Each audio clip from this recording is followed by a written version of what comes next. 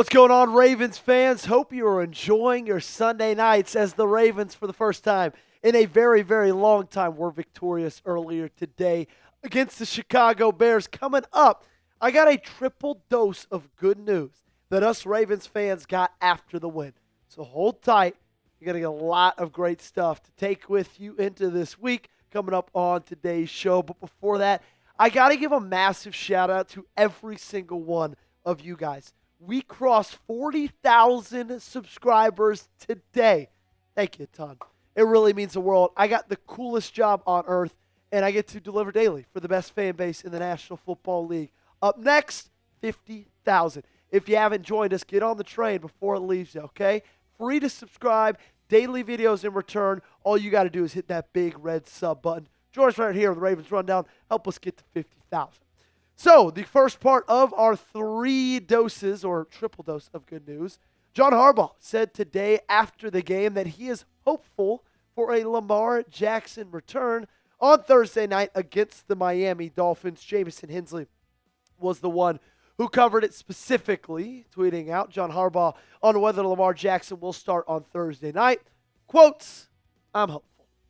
Now, I don't want you to hear me say that this is great news and think that I am in any way bashing Tyler Huntley, because I am not. If you watched our instant reaction, my first takeaway from today's game was Tyler Huntley saved the Baltimore Ravens season. Flat out. Plain and simple. He was unbelievable today. In fact, he was so good that if you would have just put the number 8 on his jersey, I think a lot of people would have just assumed it was Lamar Jackson because of how dynamic he looked with his legs, how accurate he was with the football, and just how he ran that offense so just like he'd been doing it every single day for the last 5 or 6 years. And honestly, it makes a lot of sense thinking about it now that Baltimore didn't want Lamar Jackson playing 2 games in 5 days coming back from an injury. I think it confused you, it confused me, it confused a lot of us, the fact that they weren't playing him today against the Bears. But when you have such a quick turnaround, Thursday Night Football against the Miami Dolphins, all of that in such a small amount of time, you do not want your guy, your QB1, the key to you winning football games, to come back too early and then had to play 2 games in the span of 5 days. I can't wait for Lamar Jackson to return. And again, that's not a shot on Tyler Huntley. He's my favorite professional athlete.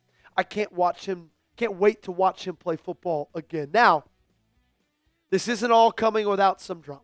I don't know if you guys have kind of seen everything that's been going on. The NFL now is investigating the Baltimore Ravens for how they handled this entire last 48 hours when it comes to the Lamar Jackson injury. This was the injury report from Friday after practice. Lamar Jackson listed as questionable and listed as a full participant after back-to-back days of being limited. Well, then they rule him out on Saturday. There's a massive uprising, and they had to release a statement. Lamar Jackson was present for and participated fully in our entire Friday practice ahead of Sunday's game against the Bears. Upon further evaluation today and after conferring with the league office, because Lamar didn't take starter reps in practice, we updated a report to reflect his practice participation. Well, that's the thing. They listed him as a full participant, even though he only was playing on the practice squad. Well, due to NFL regulations, that is not how it should be done. They go in a little more detail. A player who participates in individual drills, but for medical reasons doesn't take his normal repetitions during the team portion of practice and is assigned to the scout team should be listed as limited participation. Participation on the scout team, no matter how extensive, by a player whose normal repetitions would be with the starter, but for his medical condition, would not alter the player's proper designation as limited participation. So basically, he only played with the scout team on Friday, but he played with the scout team for the entirety of practice. The Baltimore Ravens listed him as full, even though, due to NFL rules, he should have been listed as limited because that is not his usual role. He's usually not the scout team quarterback. So, of course, John Harbaugh got loads of questions about this after today's game, and he said nobody is trying to hide anything. There's no advantage to be gained with that. He practiced. His status was what it was. He was questionable. I do think if we had the old status, maybe they would have said doubtful, maybe, I don't know, so questionable or out. We weren't going to say out because he wasn't out until the conversation we had on Saturday on the medical side. I'm interested to see what might happen. We haven't confirmed that the National Football League is investigating Baltimore. I don't know how serious these allegations are going to be. I don't know how serious the repercussions are going to be. I would not be surprised if it's just kind of a, slap on the wrist, but I wouldn't be surprised if this is an ongoing investigation that might affect a draft pick.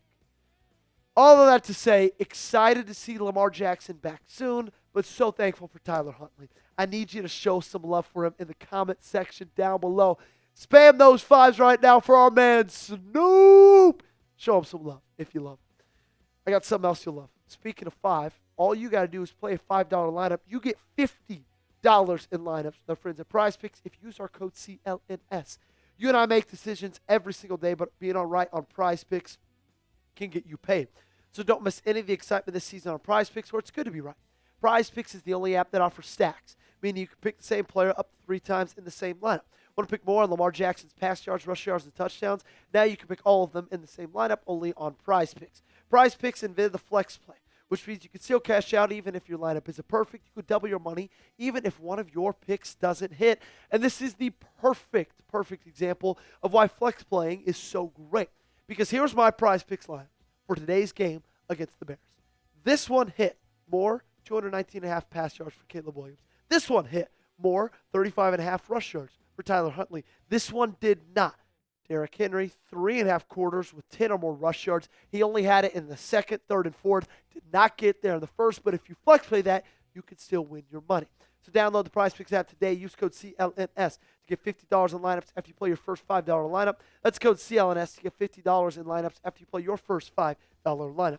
The link to this promo is in the comments and description of today's video.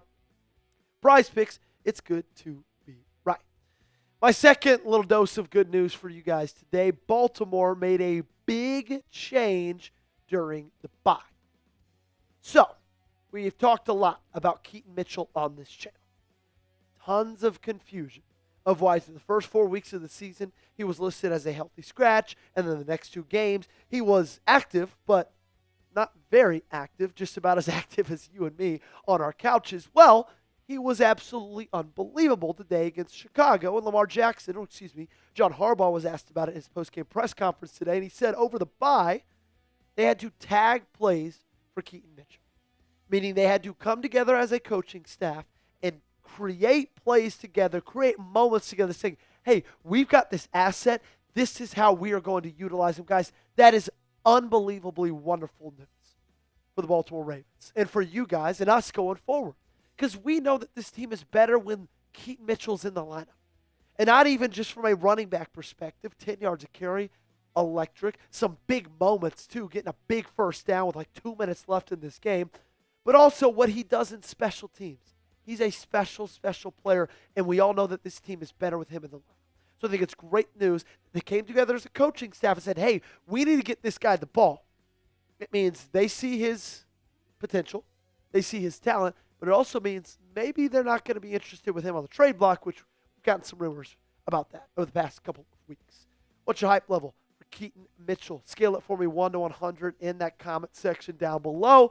And while you're doing that, we'll get into our third and final little piece of great news today. AFC North teams were losing in week 8. Now, by the time you are watching this video, most likely the Pittsburgh Steelers are playing Sunday Night Football against Green Bay. So, current recording of this video, we obviously don't know the score, but what we're talking about today is the Cleveland Browns and, of course, the Cincinnati Bengals. Let's start with Cincinnati because they gave the New York Jets their first win of the season. The New York Jets defeated, as in they hadn't won a game. They go ahead, they play New York, and they come away victorious. Most importantly, Cincinnati comes away with a loss, climbing down those standings. And then we also got to talk about, of course, the Cleveland Browns. Because the Cleveland Browns were ahead of you in the standings. They were in third place. You were all the way down at the very, very bottom of the AFC North Standings after this past week. And now they do what the Browns do, what we're used to seeing them do. They lost. Patriots, 32-13. that puts them back in their rightful place in the AFC North, which is the bottom. Because remember, you've got that head-to-head win over them already. So the AFC North standings, now after Week 8, after you've got those couple of losses, they look a lot better than they did going into Week 8. The Pittsburgh Steelers, they're still on top. They're 4-2. They're currently playing. Could drop to 4-3. Cincinnati's at 3-5. You're at 2-5. Cleveland Browns are at the very, very bottom of that list at 2-6. If Pittsburgh loses tonight, they fall to 4-3, and you are only 2 games back from the Pittsburgh Steelers with a lot of this season left to play and some game coming up in your schedule that you can very easily win. I'm talking about on the road to Miami, on the road to Minnesota, on the road to Cleveland, at home against New York. I would be shocked if you weren't favorites in every single one of those games, especially with Lamar Jackson coming back and being healthy. Who's going to win the AFC North? You let me know in the comment section down below. Is it going to be Pittsburgh, Baltimore, Cleveland, or Cincy? Weigh in with your answer. That's going to do it for today's show. We're going to get on out of here. Make sure you guys got me followed on social media. Make sure you subscribe to the channel right here, the Ravens Rundown.